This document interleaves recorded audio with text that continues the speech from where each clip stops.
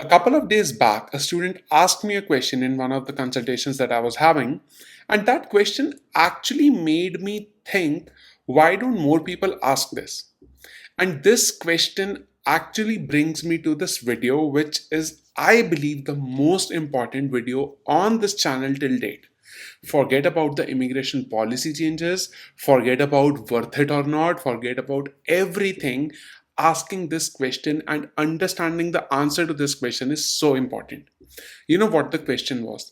The question was, Sir, can you draw the parallel between UK's job market and India's job market? Beautiful question, such a simple question, but a beautiful question.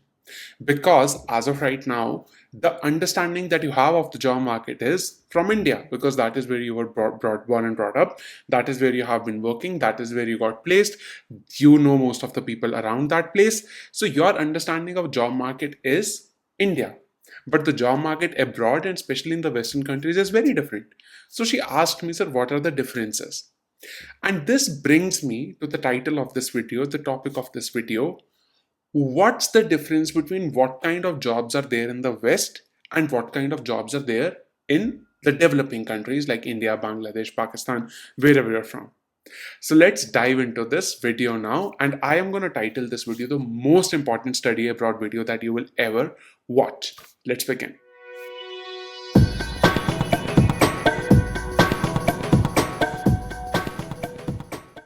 To begin with the video, I want to help you understand three concepts in the labor market. These three concepts are: one, replaceability; two, outsourcability; three, regulatory moats. Now, what do these three mean? Let us start with replaceability. Replaceability, as it sounds, it is as simple as how replaceable are you with nothing other than technology. Let's take the example of the job of a content writer.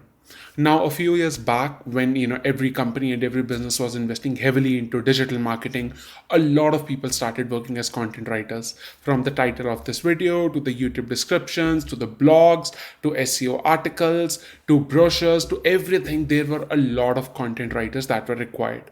Now, there were content writers that were entry level writers whose job was to basically prepare the draft. And then there were senior content writers, and their job was to add insights to that and to make that piece of content really impactful for the reader. Now, with LLMs coming into the picture, Claude, ChatGPT, Gemini, the job of an entry level content writer is almost gone. Absolutely almost gone. As of today, a senior content writer who wants to prepare piece of content, they can leverage these LLM models and just produce the best piece of content that they need. And all across the web right now, there's this dead internet theory as well, that within a few years maybe every piece of content that we will read would be written by AI. Good possibility of that. As of right now, all the content being produced on the web has huge usage of AI in that. So easily replaceable. Right now, a content writer was easily replaced by artificial intelligence. At the same time, let's take an example. If the pipe in my kitchen breaks and I have to call a plumber, and that plumber comes and fixes it, can that be replaced by ChatGPT? Can I ask ChatGPT, hi ChatGPT, my pipe is leaking, please fix it? No, right? The reason why I'm taking such an extreme example of a plumber is I want to explain the concept of replaceability with you. Now, the very first thing I want to talk about is my experience of working in the West. I worked for a while in the West, and my experience is, because of labor shortage and the high labor costs, the companies, small or big, they are always and always focusing on how can we make our processes efficient. So if you are getting into something that is very easily replaceable, let's say by artificial intelligence, chances are that you're going to struggle a lot to find a job. A hell lot. You might still be able to find a job in India. Why? Because the cost of hiring an analyst in India might still be cheaper than having AI tools working. So you might have jobs in India, but in the West, our company is going to spend 35,000-40,000 pounds or 70,000-80,000 dollars to hire an entry level analyst going forward. I highly doubt that. I highly doubt that. So, one concept, replaceability. Is your skill set very easily replaceable by technology. That's one. Now let's move on to the second aspect, which is basically about outsourceability. Let us imagine you to be a business owner. Okay, let us imagine you to be a business owner. You hire a customer support professional in the UK and pay them £30,000 a year. Versus you hire someone in India and pay them 4 lakhs per annum, which as of today is £3,200 a year. The job of the person is the same, to basically reply to emails or to get on a live chat with the customers. Where would you hire a person? Would it be in the UK or would it be in India? If you are a sensible business owner who understands how profits work, I believe the first instinct is to hire someone in India. There are a lot of layers to this. I don't want to go into those, but the first instinct is going to be hire in India, or basically hire in Philippines, or hire at a place where the labor is cheap. Now, not all the jobs can be outsourced like this. Not all the jobs. A basic customer support role might be outsourced. Easy, not an issue. That is the reason you have such huge companies like Teleperformance, even Cognizant, I think Concentrix. These businesses have been built on this premises itself, that instead of hiring people here in the West, let's hire people in countries where we can pay them less. They would be happy, we would be happy. Amazing, employment generated for people. Great result overall, contributed a lot to the economy. So if you are having, or if you are in a job, if you are in a job that is highly outsourceable, something that can be easily and quickly outsourced to the to the Eastern countries or to the developing countries, then in that case definitely there's going to be a lot of struggle yet again in finding a job and sustaining in a career. Let's at the same time take an example of another job. Okay, let's say you're working as a demand planner in a manufacturing unit. I'm now talking about a supply chain industry job, that you work in supply chain management as a demand planner. In order to be a demand planner, you need to be constantly in touch with the people on the foot, that people that are working on the floor, let's say in the factory or the manufacturing unit. You need to constantly supervise the inventory rooms. You need to constantly be in touch with different stakeholders. You need to be in touch with the production line people, the finance people, the accounting people.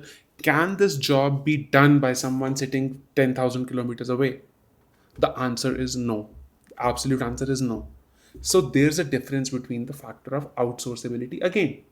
Let's take another example: business development and sales. No matter what it is, we like to buy from people. Yes, if I have to take the decision between whether I should have Maggie tonight or Bulldog Ramen, I can ask ChatGPT what should I buy. It's okay. But if I have to buy something expensive, if I have to buy something as simple as a new ring for my wife, will I go on ChatGPT and just buy it? No. I will actually walk into a store. There should be a good salesperson there who guides me and helps me to buy the right stuff. I'll buy it. And would you ever buy something expensive from ChatGPT? You might want to use it for research. You might want to do it for maybe just to do the pros and cons analysis. But will you spend like lakhs of rupees just by hearing someone that is sitting thousands of kilometers away from you? The answer is most likely going to be no for the maximum number of people. The second factor that I mentioned is of outsourceability, whether your job can be outsourced or not. And now let me come to the third point, which is regulatory mode. Now, regulatory mode, what do I mean by that? There are certain jobs that the government has designated that, hey, for these jobs, you cannot hire people outside of the UK, or you cannot hire people outside of Canada, or you cannot hire people outside of US. Banking, for example. The countries do not want the financial data to go out of the country. So they are very clear that if you want to hire a banker, if you want to hire a financial advisor, a mortgage broker, an insurance broker, someone selling mutual funds, anything related to financial instruments, they need to have a license. And in order to have that license, they need to be in the country. Like, you cannot be a licensed mutual funds broker sitting in India selling in the UK. No, that is not possible. Literally not possible. So if you are, for example, pursuing MSc Finance and getting into banking, yes, there will be jobs inside the UK itself because those jobs are not getting outsourced. Yes, the banks in the UK, HSBC has a huge global capability center in India now, where most of the tech is being built, right? But the thing is that for the client facing roles, for the regulatory roles, people would still be required in the country.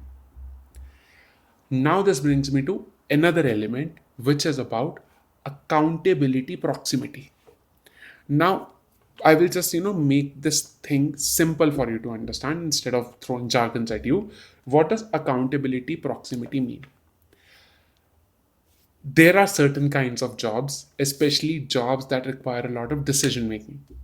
For example, if you're a manager, an engineering manager, a tech lead, a senior engineer, a developer lead, or you are a finance manager, you have graduated from your MBA and now you're into consulting.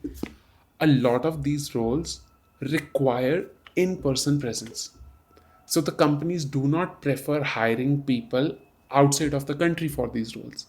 Even if they would hire them for the lower level work. That hey, just prepare this report, prepare this graph, give it to me. But the actual decision making happens in the boardrooms, or the actual decision making happens in front of the client, or the actual decision making happens face to face inside the organization's workplace. So if you are into, or if you're having that kind of a profile, say 5 to 6 years of experience minimum, and you're targeting doing an MBA, you will have a lot of rules that require you to be in the UK or Canada or US, whichever country you want to talk about. Beautiful question, and here's the answer. Whatever degree you're planning to pursue, please see, am I getting something that is easily replaceable, or would I be very much outsourceable, or would I have any regulatory moat or not? For regulatory moat, another example: can a nurse from Bangalore provide care to someone in London, or can an occupational therapist in Mumbai provide care to someone in Toronto? No, right? You need to be here, you need to be licensed in order to work, in order to do that profession. And the earlier you understand these things, the easier it would become for you to navigate the challenges of the market. Because there are going to be so many jobs that you will see exist in India, but you won't see those jobs existing here in the Western countries at all. Why? Because those jobs have gone from here to India. वो jobs यहाँ से तो वहाँ outsource हुई हैं, तो अब यहाँ उसके लिए वो क्यों हायर करेंगे? So plan strategically in this essence.